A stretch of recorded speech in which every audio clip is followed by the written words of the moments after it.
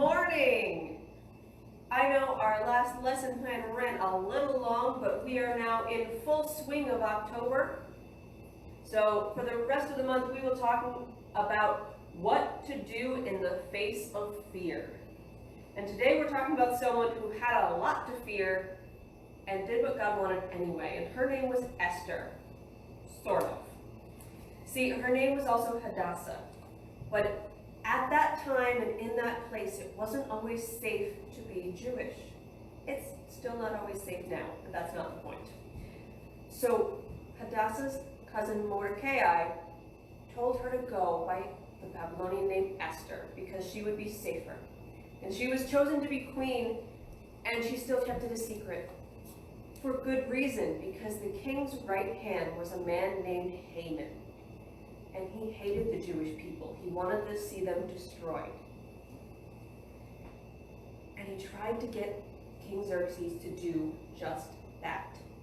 Destroy her people. And Esther found out from her cousin Mordecai, who begged her, go before the king, plead for us, save us. And Esther said, but I haven't been called before the king, because in those days, if you went before the king without being called, you would be killed. But Mordecai grabbed her hands and said, but what if God made you queen for such a time as this? Now there's such a thing as good fear. It keeps us from doing things that will hurt us.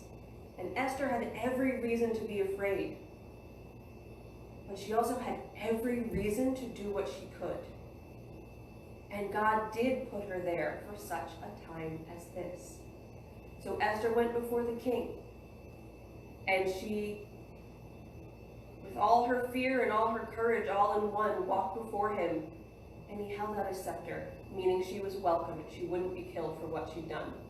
And she invited him and Haman, the person who wanted her dead, to a dinner. And she couldn't tell him the first time, so she invited him to another dinner. And she couldn't tell them the second time either. This is terrifying.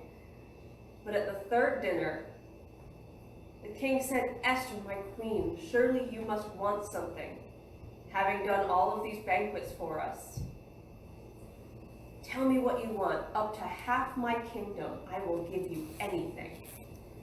And Esther said, if it pleases the king, please spare my life and the lives of my people, for someone wicked is trying to destroy us. And the king was outraged immediately. Who would dare try to hurt his queen?